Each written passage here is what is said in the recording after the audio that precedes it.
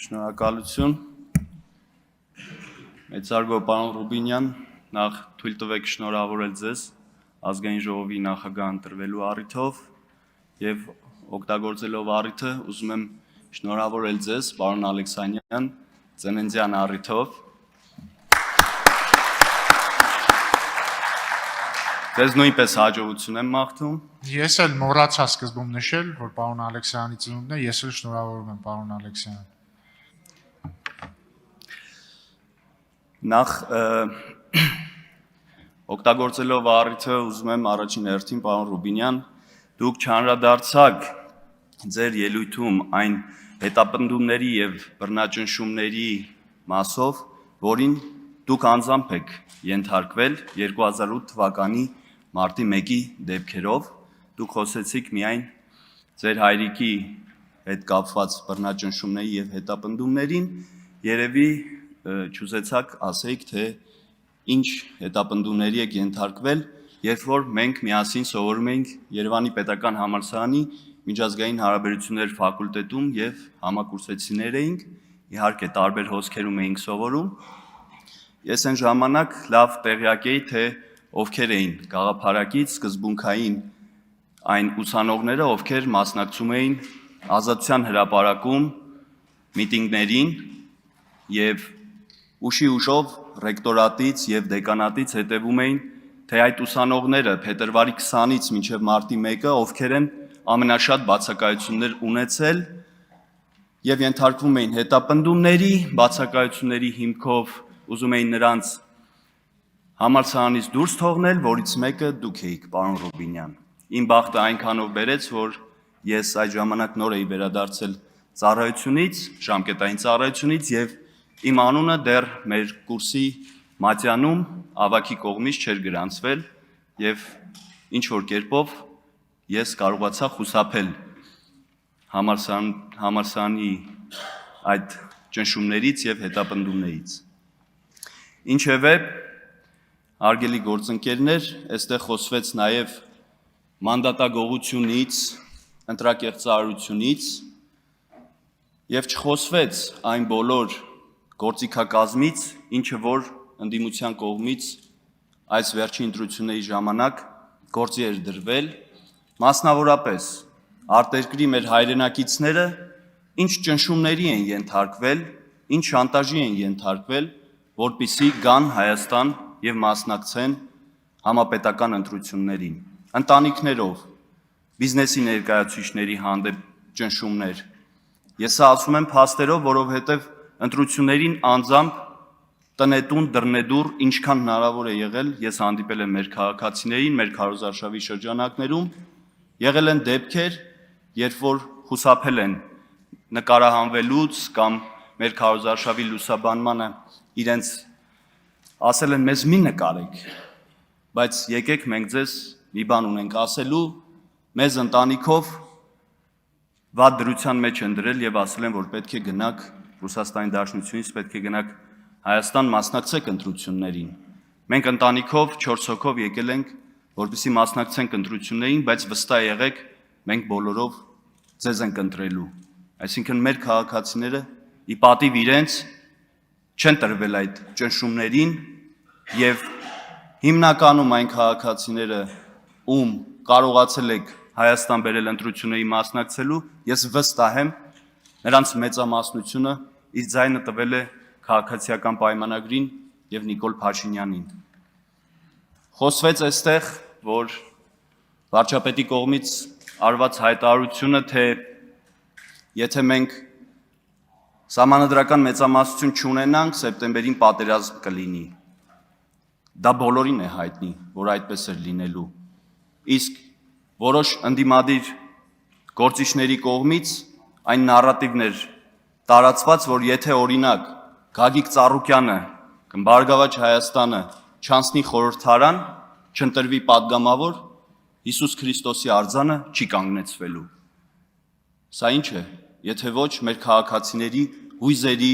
զգացմունքների հետ խաղալու փորձ։ Եվ այս պատմությունը կա, եւ դա թարմ է։ Այնպես որ, հարգելի գործընկերներ, եկեք ընտրություններ կեղծելու կամ մեր քաղաքացիների հույզերի հետ խաղալու մասին խոսելիս առաջին հերթին հետ նայեք, թե դուք ինչեր եք արել, դուք ինչպես եք վարվել եւ ոնց եք փորձել խաղալ մեր ընտրողների, մեր քաղաքացիների հույզերի եւ զգացմունքների հետ։ Տիկին Գրիգորյանը այստեղ չի, ես կուզեի, որ ներկա լիներ, երեք այստեղ անդրադառնալով ինչ-որ տենդերներից, մրցույթներից եւ շինարարություններից անդրադարձ կատարեց նաեւ ինձ, որին Տիկին Գրիգորյանը այս ամբիոնից խոսել էր նաեւ 2024 թվականի դեկտեմբերին, եթե չեմ սխալվում, եւ հարց հնչեցրեց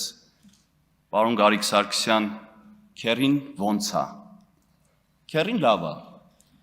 Քերին միշտ է լավ եղել։ Քերին 90-ականներից սկսած հաջողակ բիզնեսմեն է եղել մեր մարզում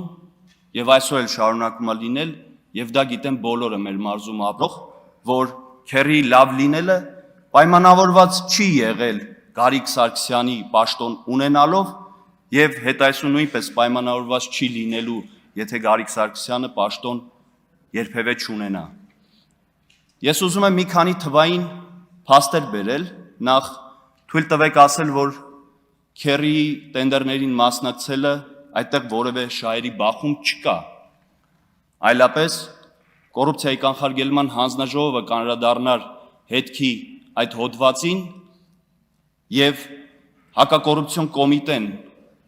որոշակի գործողություններ կձեռնարկեր իմ քերու վեդի համայնքում մասնակցած եւ հաղթած տենդերներին։ Թվային տվյալները հետեւյալն են։ Այդ ընկերության մասնակցության դեպքում վեդի համայնքը եւ Հայաստանի Հանրապետությունը խնայել է 103 միլիոն դրամ, այսինքն այնքան են տենդերին մասնակից ընկերությունը իջել գնումների սահմանված գործընթացի միջոցով, որ մեր համայնքը եւ Հայաստանի Հանրապետությունը խնայել է 103 միլիոն դրամ։ Թվային մեկ այլ տվյալ ձեզ ներկայացնեմ 2022, 23, 24 թվականի այն ժամանակահատվածում, որի մասին խոսել է Տիկին Գրիգորյանը, մենք համայնքում հայտարարել ենք 5.5 միլիարդի սուբվենցիոն ծրագրերի մրցույթ,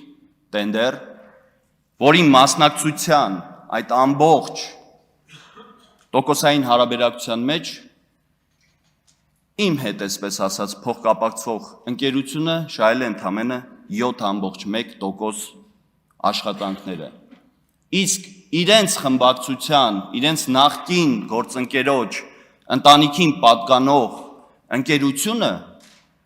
իմ համայնքում միայն մեկ տենդերով շահել է 17% չափով մրցույթ, ոռոգման ջրագծերի մրցույթ, եւ իրենց մյուս նախկին գործընկերների եւ նրանց ընտանիքների հետ փոխկապակցված ընկերությունները այսօր էլ շարունակում են մեր համայնքներում, Հայաստանի Հանրապետությունում բաց, թափանցիկ, մրցակցային տենդերներում հաղթել եւ աշխատանքներ իրականացնել։ Միայն թե մնում է որակով եւ ժամանակին իրականացնեն մեր մանկապարտեզների եւ դպրոցների շինարարությունները, որպեսզի մեր երեխաները մեկ տարի ուշացումով չգնան չհաճախեն նախակրթական ուսումնական հաստատություններ եւ դպրոցներ։ Դրանից թող խոսեն։ Տիկին Գրիգորյանին ես հարց ունեմ։ Ասեցի, որ քերին լավ է, իսկ ձեր ամուսինը ոնց է։ Հիմա եթե հարցը հասել է այդտեղ, ես հարցեր ունեմ։ Դա ճիշտ է, Տիկին Գրիգորյան, որ ձեր ամուսինը Կապանի համայնքապետարանին միլիոնավոր դրամներ իր Range Rover-ի գույքահարկը չվճարելու համար իրեն կեղծ սնանկության է տարել, որպեսզի խուսափի մեր համայնքներից մեկին խոշոր գույքահարկ վճարելուց։ Եվ ԴՀԿ-ով այդ Range Rover-ը եղել է հետախուզման մեջ։ Դա բոլոր ղափանցիները գիտեն։ Ղափանում ընկած այդ Range Rover-ն էին ման գալիս, որպեսզի տանեն Տուգանային հրապարակ։ Կանաչ Range Rover։ Երկրորդ փաստը, Տիկին Գրիգորյան, դա ճիշտ է, որ ձեր եւ ձեր հոր շրջակա միջավայրի նախարարությունում աշխատած տարիներին դուք ոռոգման ջրագծի վրա հեկ կառուցելու թույլտվություն եք ստացել եւ գրեթե պատրաստ է եղել դա շահագործելու, բայց եկել է նոր իշխանությունները եւ թույլ չի տվել, որպեսզի ոռոգման ջրագծի վրա կառուցվելիք հեկը աշխատի։ Ավարտեք, պարոն Սարգսյան։ Տիկին Գրիգորյան, վերջի հարցը։ Դա ճիշտ է, որ հուշարձանների պահպանության պոակից կոպեկներով, ամսական 25,000 դրամով խոշոր գույք եք վարձակալել եւ դարձրել եք սքոս սրահ։ Այս հարցերին կխնդրեմ պատասխանեք։ Ճիշտ է արդյոք, թե ոչ։ Շնորհակալություն։ Շնորհակալություն։